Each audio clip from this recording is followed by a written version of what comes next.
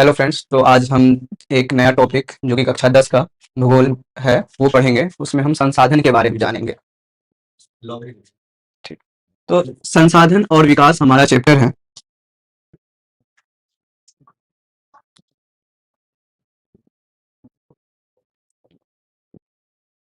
भूगोल का पहला चैप्टर संसाधन और विकास। तो हम भूगोल पढ़ने से पहले जानेंगे आखिर भूगोल क्या है। अगर भूगोल, ये भू और गोल दो वर्ड से बना है। भू का मतलब होता है पृथ्वी, धरती, और गोल का मतलब पृथ्वी के चारों ओर जो भी चीज है, ठीक ना। तो हम भूगोल में उन चीजों का अध्ययन करते हैं जो पृथ्वी और पृथ्वी के चारों ओर जो भी कुछ है उसका अध्ययन हम जिस सब्जेक्ट में करते हैं उस सब्जेक्ट को कहते हैं भूगोल। जैसे पृथ्वी, पृथ्वी के आसपास के वातावरण में क्या क्या है? हवा है, पानी है, पहाड़ है, नदियां हैं, झील है, और साथ साथ पृथ्वी है। तो पृथ्वी के आसपास अन्य भी ग्रह है, जैसे आप जैसे शुक्र हो गया, मंगल हो गया, और भी चीज जो भी यूनिवर्स में है, जो भी इस ब्रह्मांड में है, जो भी तारा है, जो भी उपग्रह है। तो हम जो भी चीज पढ़ते हैं पृथ्वी और पृथ्वी के आसपास के रिलेटेड जो भी चीज है, जैसे हवा है, पानी है, पृथ्वी है, सारा कुछ का अध्ययन हम भूगोल में करते हैं। तो भूगोल का ही एक हमारा चैप्टर है संसाधन और विकास। तो हम समझते हैं अब संसाधन और विकास क्या है। दो वर्ड है, एक है संसाधन, दूसरा है विकास। संसाधन समझते हैं, संसाधन वह है जो हमारी आवश्यकताओं को पूर्ति करता है, यानी जिसका हम उपयोग करते हैं वह संसाधन। जैसे ये जो डिजिटल बोर्ड है, डिजिटल बोर्ड का उपयोग हो रहा है अभी पढ़ाने के क्रम में, पढ़ने के क्रम में। तो ये डिजिटल बोर्ड एक क्या है? संसाधन है। आपका जो फोन है जिसमें आप देख रहे हैं वो भी एक क्या है? संसाधन है, जो भी कुछ हमारे आवश्यकताओं का पूर्ति कर। जैसे हम सांस ले रहे हैं, हवा, हवा क्या है? हमारे लिए संसाधन है। ये घड़ी हमारा क्या है? संसाधन है। तो इस प्रकार जो भी चीज हमारी आवश्यकताओं का पूर्ति करता है वो क्या है? संसाधन है। और दूसरा वर्ड है विकास। विकास का मतलब है कि पहले से कुछ बेहतर हो जाना। मान लीजिए पहले इस क्लास में व्हाइट बोर्ड लगा था, अब जो है डिजिटल बोर्ड आ गया, तो ये क्या होगी? एक विकास हुआ। पहले हम कक्षा 9th में होंगे और कक्षा 9th में जो भी सब्जेक्ट पढ़े हैं, जो भी सिलेबस पढ़े, फिर हम कक्षा 10th में आगे कुछ नया पढ़े, तो क्या हुआ? हमारा यहाँ विकास हुआ है। तो विकास का मतलब है कि पहले से बेहतर हो जाना। पहले जो भी कुछ था, जो भी स्थिति में था, उससे अगर स्थिति सही हो जाए और बेहतर हो जाए, उसी को कहते हैं विकास। तो हम संसाधन का प्रयोग कर करके हम क्या करते हैं? अपने समाज का, अपने देश का, अपने आसपास का क्या करते हैं? विकास करते हैं। तो हमारा जो चैप्टर है संसाधन, तो हम इस चैप्टर में पढ़ने वाले हैं हम संसाधन आखिर क्या है, संसाधन के प्रकार पढ़ेंगे, संसाधन के प्रकार के साथ साथ संसाधन नियोजन पढ़ेंगे, विकास पढ़ेंगे, विकास के साथ साथ इसी में टॉपिक है सतत विकास पढ़ेंगे,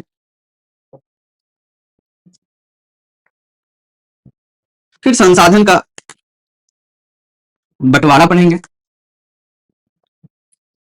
इसके बाद हम पढ़ेंगे कि संसाधन का महत्व, यानी कि इसका क्या क्या महत्व है। फिर संसाधन को किस प्रकार हम जो संरक्षित कर सकते हैं, बचा सकते हैं, यानी संसाधन का संरक्षण।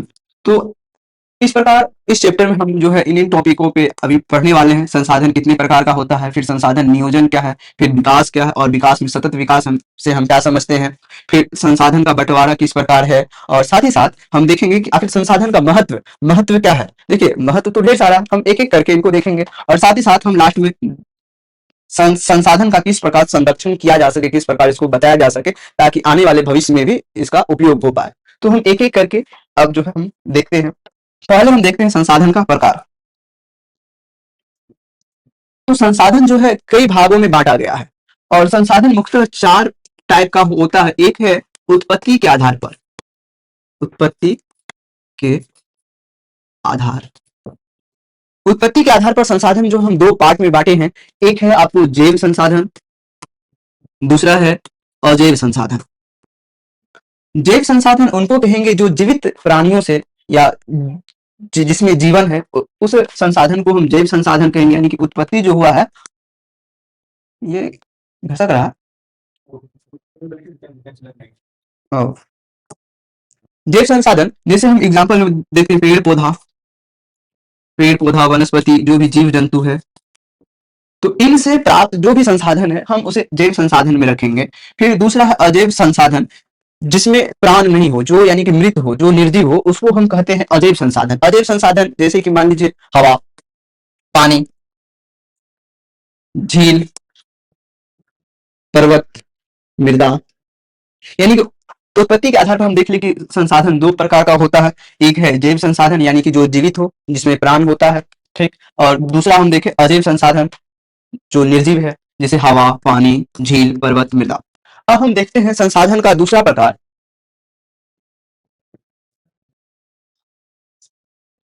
समाप्य के आधार पर, यानी कि ऐसा संसाधन जिसको हम यूज करते हैं और यूज करने के क्रम में वो एक दिन जो है कहीं ना कहीं खत्म हो सकता है, तो इस प्रकार से उसको हम समाप्य के आधार पे बांटे हैं। समाप्य के आधार पे भी दो प्रकार का होता है, एक है हमारा नवीकरणीय संसाधन, दूसरा है अनवीकरणीय संसाधन।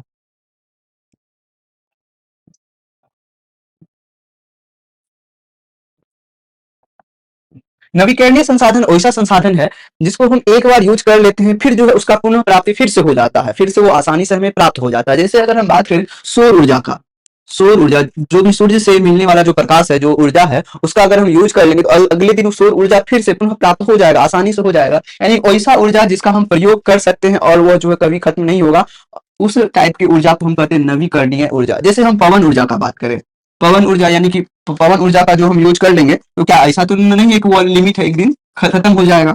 तो इस प्रकार का ऊर्जा जो यूज करने के बाद भी पुनः जो है प्राप्त हो जाए तो उसको हम कहते हैं नवीकरणीय ऊर्जा। ज्वारीय ऊर्जा हो गया, पवन ऊर्जा हो गया, सौर ऊर्जा हो गया, ठीक, ये सब हमारा नवीकरणीय ऊर्जा संसाधन का क्या है, स्रोत है। दूसरा है अनवीकरणीय संसाधन। अनवीकरणीय संसाधन वैसे संसाधन को कहेंगे जिसका हम उपयोग करने के बाद जो है वो क्या हो, धीरे धीरे समाप्त हो जाता है, यानी कि वह उसका पुनः प्राप्ति जो है पुनः प्राप्ति नहीं हो पाता है। इसका भंडार क्या है, भंडार हमारे पास सीमित है। जैसे अगर हम कोयला, डीजल, पेट्रोलियम का बात करें, कोयला या पेट्रोलियम पदार्थ का बात करें, तो यह जो है कहीं ना कहीं इसका भंडार क्या है, हमारे पास सीमित है और इसे बनने में काफी ज्यादा लाखों करोड़ों साल का समय लगता है, यानी कि इसकी पुनः प्राप्ति क्या है, मुश्किल है। तो इसका पुनः प्राप्ति भी नहीं हो पाएगा, साथ ही साथ इसका भंडार क्या है, सीमित है, तो एक दिन ये जो है खत्म हो जाएगा। तो इस प्रकार के हम संसाधन को कहेंगे अनवीकरणीय संसाधन। हम क्या देखें, समाप्य के आधार पर दो प्रकार का संसाधन है।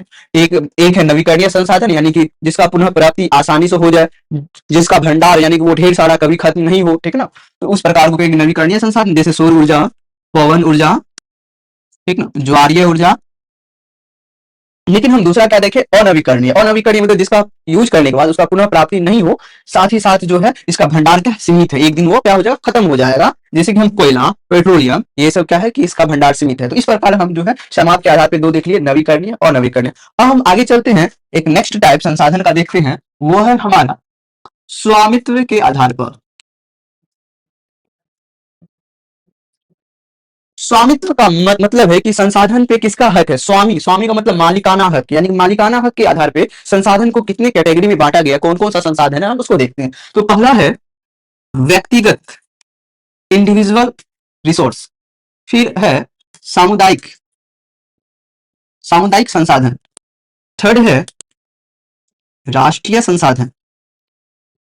फोर्थ है अंतरराष्ट्रीय संसाधन। तो हम इसको एक एक करके समझते हैं। वैसा संसाधन जिसमें किसी एक खास व्यक्ति का हक हो, उसका मालिकाना हक हो, तो वैसे संसाधन को हम कहेंगे व्यक्तिगत संसाधन। जैसे ये हमारा जो घड़ी है, ये हमारा घड़ी है, ठीक ना। आपका जो फोन होगा वो आपका पर्सनल फोन है, सिर्फ आप ही यूज कर सकते हैं, आपका घर, ठीक ना। तो इस प्रकार जो है कुछ संसाधन जो है जिसमें व्यक्ति का निजी हक हो, उसको हम कहते हैं व्यक्तिगत। जैसे घर हो गया, ठीक ना, कपड़ा हो गया, किताब हो गया, ठीक। तो ये सब जो है व्यक्तिगत संसाधन का एग्जाम्पल है। दूसरा हम देखते हैं सामुदायिक संसाधन। सामुदायिक संसाधन ऐसा संसाधन को कहेंगे जिसका मालिकाना हक किसी न किसी एक समुदाय के पास, यानी कि ग्रुप ऑफ पीपल के पास हो, ठीक ना, तो उसको कहते हैं सामुदायिक संसाधन। जैसे अगर हम देखें कोई भी धार्मिक स्थल को ले लीजिए, जैसे चर्च हो गया, गिरजाघर हो गया, ठीक, उसी को कहते हैं, गुरुद्वारा हो गया, मंदिर हो गया, मस्जिद हो गया। यहाँ किसी एक व्यक्ति का हक नहीं है, यहाँ एक समुदाय मिलकर के वहां जाते हैं, ठीक ना।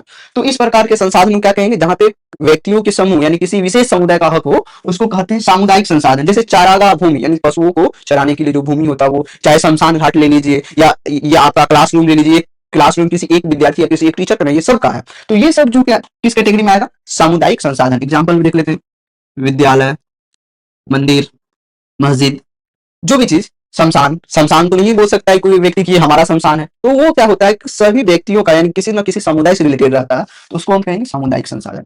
अगला है राष्ट्रीय संसाधन। राष्ट्रीय संसाधन उनको कहेंगे जो किसी एक देश के सीमा के अंदर, जैसे ये हमारा क्या है, भारत है,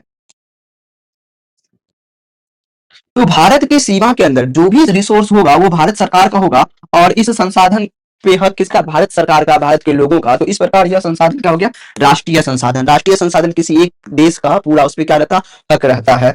तो देश की सीमा के अंदर जो भी संसाधन है उसको हम क्या कहते हैं, राष्ट्रीय संसाधन। यह जो है सरकार के द्वारा इसका संचालन किया जाता है, इस संसाधन का उपयोग किया जाता है नागरिकों के भलाई के लिए, वेलफेयर के लिए, समाज के वेलफेयर के लिए।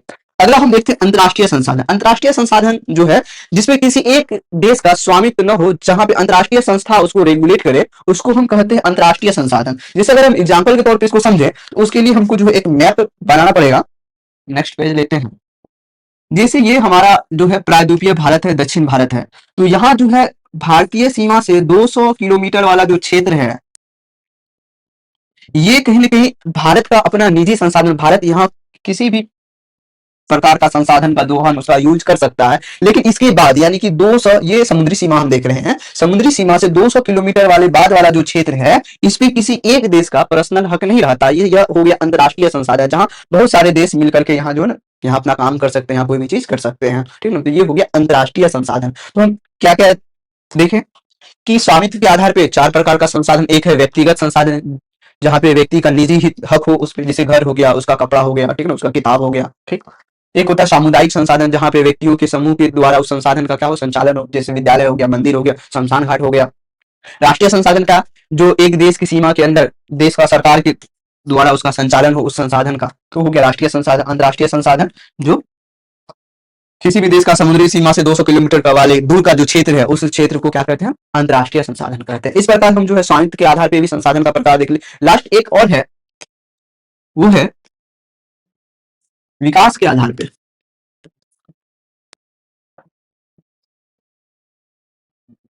देखिए विकास के भी आधार पर चार टाइप का है संसाधन।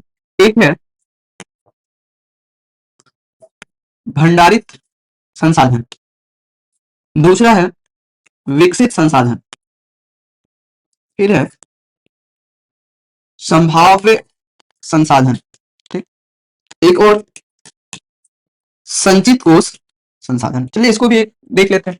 तो भंडारित संसाधन हम उसको कहेंगे जो हमारे यूज के लिए यानी कि है, तो यानी कि ढेर सारा, पर हम उसको यूज नहीं कर पा रहे, वैसा हमारे पास टेक्नोलॉजी नहीं है, पर उस संसाधन के पास जो है असीम क्षमता है हमारी सभी आवश्यकताओं को पूरा कर देने का, पर हमारे पास वैसा क्या नहीं है, तकनीक नहीं है, वैसा टेक्नोलॉजी नहीं है, तो इसलिए उसका यूज नहीं हो पा रहा। जैसे हम अगर बात करें कि पानी H2O, देखिए इसमें पानी में क्या है कि हाइड्रोजन है और क्या है, ऑक्सीजन है। तो ऑक्सीजन भी बहुत अच्छा फ्यूल है और हाइड्रोजन तो है ही, क्योंकि ग्रीन हाइड्रोजन, आजकल हाइड्रोजन वाली गाड़ी सब निकल रही है, ठीक ना, इंजन बन रहा है हाइड्रोजन से संचालित। तो हमारे पास उतना, देखिए वाटर तो ढेर सारा, लेकिन हमारे पास वैसा तकनीक नहीं है कि उससे हम हाइड्रोजन और ऑक्सीजन को अलग करके उसका यूज कर पाए। तो कहीं ना कहीं ये भंडारित संसाधन है तो बहुत ज्यादा, इतना ज्यादा है कि हम उसका यूज बहुत लंबे समय तक आराम से कर सकते हैं, पर तकनीक का क्या अभाव।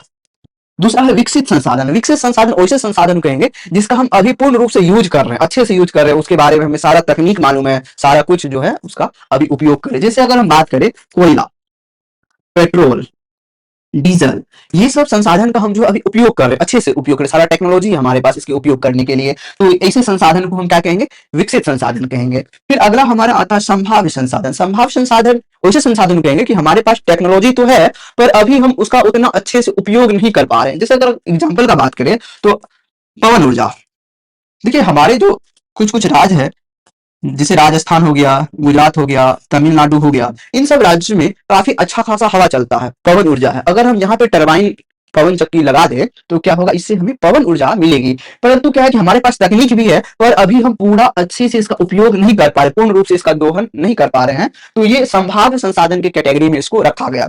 एक अगला है संचित कोष संसाधन। संचित कोष संसाधन भी आसान है। इसमें क्या है कि वैसा संसाधन तकनीक भी है, पर हमें मालूम भी है, पर हम उसका उपयोग किसी न किसी कारणवश से नहीं कर पा रहे हैं, तो वैसे संसाधन को कहेंगे तक ये संचित कोष संसाधन। जैसे अगर बात करें नदी, हमारे जो नदी है इसमें बहता हुआ जो पानी है, अगर हम चाहे तो वहां पे हम जो है बांध बना करके, डैम बना करके वहां पे टरबाइन लगा देंगे, उससे क्या होगा, विद्युत जनरेट होगा, इलेक्ट्रिसिटी जनरेट होगा। लेकिन हम क्या करें, कहीं कहीं हमारे पास तकनीक का अभाव है, रिसोर्स का अभाव है, हम इसको उपयोग नहीं कर पा रहे उतने बड़े पैमाने पे। तो इस प्रकार इसको हम किस में रखेंगे, संचित कोष संसाधन।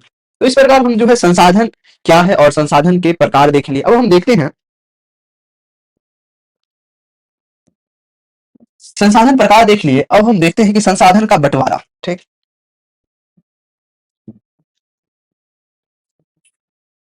देखिए कोई भी जो रिसोर्स है उसका एक सीमित जगह उसका भंडार होता है, सभी जगह जो है उसका भंडार आपको नहीं मिलेगा। अगर हम बात करें कोयला का, तो कोयला भारत के कुछ ही राज्यों में मिलता है, ठीक। अगर हम पवन ऊर्जा का बात करें तो पवन ऊर्जा भी भारत के कुछ ही राज्यों में मिलता है। यानी कि संसाधन इस प्रकार जो समान रूप से डिस्ट्रीब्यूटेड बटा हुआ नहीं है, वो अलग अलग जगह पे अलग अलग मात्रा के रूप में मिलता है, यानी सभी जगह संसाधन का समान क्या नहीं है, बंटवारा नहीं। अगर हम पूरा विश्व का बात करें तो किसी देश में पेट्रोलियम का प्रचुर भंडार है, जैसे अगर बात करें रूस के पास, कुवैत के पास, ईरान के पास, यहाँ पेट्रोलियम है। लेकिन भारत के पास और भी कोई देश ले लीजिए, चीन के पास, यहाँ ये सब के पास उतना पेट्रोलियम नहीं है, तो वो दूसरे देश उसको मंगाना पड़ता है, आयात करना पड़ता है।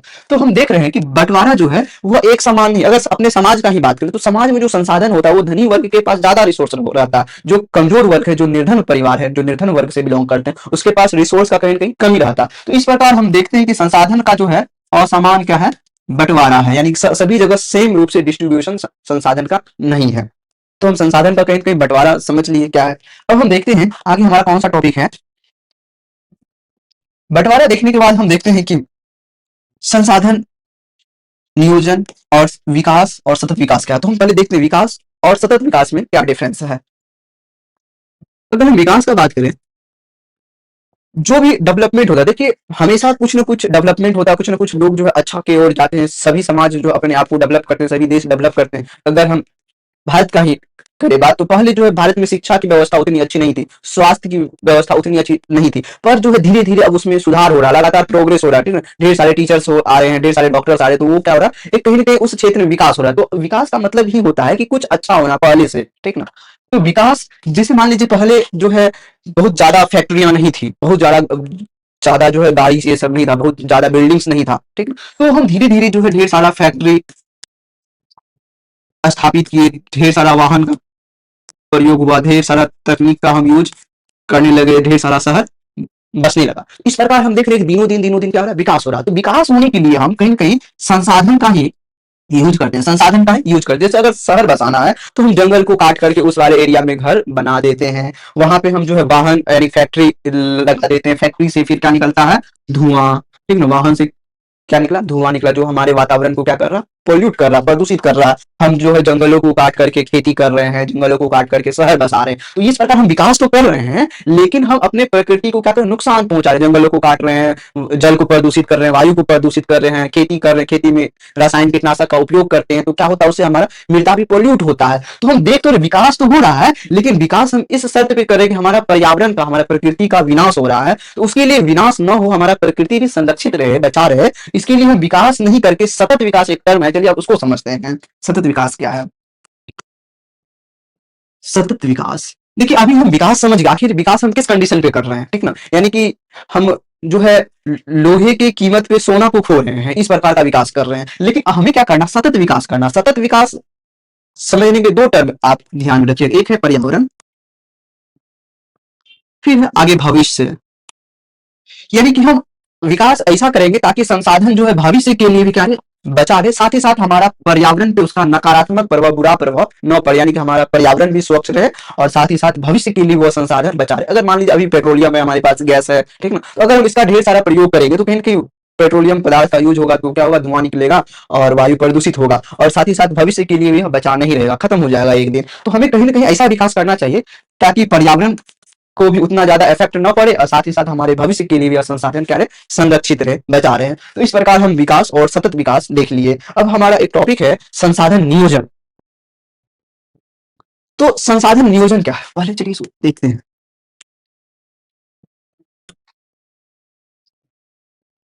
देखो नियोजन का मतलब होता है प्लानिंग करना। जैसे मान लीजिए आप लोग का बोर्ड एग्जाम आ रहा होगा, तो आप लोग भी प्लानिंग कर रहे हैं कि हमारे पास ये सर का नोट्स है, ये सर का फेयर है, ये बुक्स है, ठीक है ना, हमारे पास ये रिसोर्स है। किस प्रकार इतने समय में जो है अच्छे से पढ़ा जाए ताकि वो जो ओवरऑल कहीं ना कहीं उसका जो बेनिफिट हम अच्छे से ले पाए, अच्छा मार्क्स ला पाए। तो इस चीज को हम नियोजन कहते हैं। जब हम संसाधन देखिए, रिसोर्स भी हमारे पास लिमिट है, रिसोर्स भी क्या है, एक जगह यानी कि सभी जगह समान रूप से वितरित नहीं है। तो सरकार को या हमारे जो भी हम लोग को समझना पड़ेगा कि संसाधन कितना है, उसको किस प्रकार यूज करें ताकि सभी लोगों तक, मैक्सिमम लोगों तक उसको पहुंचाया जा सके, ताकि सभी का क्या हो, विकास हो। तो इसी चीज को हम कहते हैं संसाधन नियोजन, यानी संसाधन का उपयोग करना एक प्लानिंग के तहत, एक योजना बना करके, ठीक ना।